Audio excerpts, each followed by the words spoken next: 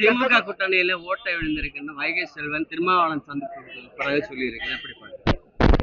இல்ல, அது மாதிரி ஒன்றும் இல்லையே. நாங்கள் இந்தியா கூட்டணி என்பது மிகவும் வலிமையாக இருக்கிறது. திராவிட முன்னேற்ற கழகத்தினுடைய தலைமையில் தமிழ்நாட்டில் இந்தியா கூட்டணி மிகப்பெரிய வெற்றியை பெறும். காங்கிரஸ் சட்டமன்ற குழு தலைவரா வரும் 2026 சட்டமன்ற தேர்தலில் காங்கிரஸுக்கு அதிகமாக தொகுதிகளை கேட்பீங்களா? கன்னியாகுமரி மாவட்டத்தில் அதிக தொகுதிகளை கேட்பீங்களா? தமிழ்நாட்டில் கடந்த முறை 25 இடங்களில் நாங்கள் போட்டியிட்டோம். இந்த முறை நிச்சயமாக திராவிட முன்னேற்ற கழகத்தோடு நாங்கள் அதிகமான தொகுதிகளை நிச்சயமாக நாங்கள் கேட்போம். அதிமுக பாஜக கூட்டணியை பொறுத்தவரை கூட்டணி சொல்லியிருக்கிறார். எடப்பாடி எங்க காங்கிரஸ் தலைவர் இதுக்கு முன்னாலே கூட்டணி மந்திரி வலியுறுத்தின தலைவர் இருந்திருக்காரு. நீங்க வருகின்ற சட்டமன்ற தேர்தலில் காங்கிரஸ் ஆட்சியில் வாய்ப்பு இருக்கு. எங்களை பொறுத்தவரையில் இது ஒரு தேசிய கட்சி. எங்களுடைய தமிழ்நாட்டினுடைய நிலைமையை அகில இந்திய காங்கிரஸ் கட்சியினுடைய பொறுப்பாளர்களிடம் ஏற்கனவே நாங்கள் சட்டமன்ற உறுப்பினர்கள் கூட்டத்தில் தெரிவித்திருக்கிறோம்.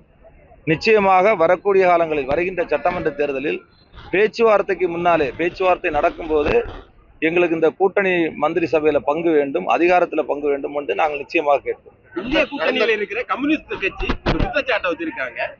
திமுக 99% வாக்குறுதிகளை நிறைவேற்றவில்லை என்ற ஒரு குற்றச்சாட்டை வச்சிருக்காங்க. இதை நீங்க எப்படி பாக்குறீங்க? 2021ஆம் ஆண்டு சட்டமன்ற தேர்தலுக்கு பிறகு மதிப்பிற்குரிய மு.க. ஸ்டாலின் அவர்கள் இன்றைக்கு முதலமைச்சராக இருந்து கொண்டிருக்கின்றார்கள். நானும் ஒரு சட்டமன்ற உறுப்பினர். எங்களை பொறுத்தவரையில் இன்றைக்கு என்னுடைய சட்டமன்றத்தில் கூட அதிகமான வாக்குறுதிகளை நிறைவேற்றி இருக்கின்றார்கள். ஆனால் இருக்கின்ற தலைமை இன்றைக்கு இருக்கின்ற திராவிட முன்னேற்ற கழகத்தினுடைய தலைமை அவர்கள் அரசாளுகின்ற கட்சியாக இருந்தாலும் அவர்கள் தவறு செய்தால் நிச்சயமாக தட்டி கேட்கக்கூடிய இடத்துல தான் நாங்களே இருக்கோம். திமுக பொறுப்பும் அந்த தொகுதிகளை மட்டும் வாங்கிட்டு காங்கிரஸ் தான் வெற்றிக்கப்பட்ட கட்சிகள் அப்படி இருந்துட்டு இருக்கு. ஆனா இந்த முறை நாங்க அதிகம் கேட்போம் அப்படின்னு சொல்றது அந்த கூட்டணிக்குள்ள ஒரு குழப்பத்தை இல்ல அப்படி கிடையாது. இப்போ காங்கிரஸ் பேர் இயக்கத்தை பொறுத்தவரையில இன்றைக்கு கிராம காங்கிரஸ் கமிட்டி என்கின்ற ஒரு மறுசீரமைப்பு நடந்து கொண்டிருக்கிறது. இன்றைக்கு 16,000 கமிட்டிக்கு மேல அமைச்சிருக்கோம். எங்க கட்சியினுடைய வலிமையை பொறுத்து நாங்க நிச்சயமா எந்த கூட்டணியில பயணிக்கிறோமோ அந்த கூட்டணியில் நிச்சயமாக நாங்கள் அதிக தொகுதி கேட்கறதுல ஒரு தப்பும் கிடையாது. அதே மாதிரி வரக்கூடிய காலங்களில் எங்களுடைய தேசிய தலைமை நிச்சயமாக அவர்கள்ட்ட நாங்கள் சொல்லியிருக்கோம். அவங்க நிச்சயமாக தமிழ்நாட்டில் காங்கிரஸ் கட்சியினுடைய வலிமைக்கு ஏற்றவாறு அதிகமான தொகுதிகளை கேட்டு பெறுவோம் என்பதுதான் நிதர்சனமான உண்மை. இல்லை, அது நிச்சயமாக கிடைக்கும். அதில் ஒன்றும் மாற்றுக்கிறது கிடையாது. நிச்சயமா நாங்கள் கேட்போம். கேட்டு அதிகமான இடங்கள்ல போட்டியிடுவோம் என்கிற நம்பிக்கை காங்கிரஸ் கட்சி எங்களுக்கு இருக்கிறது.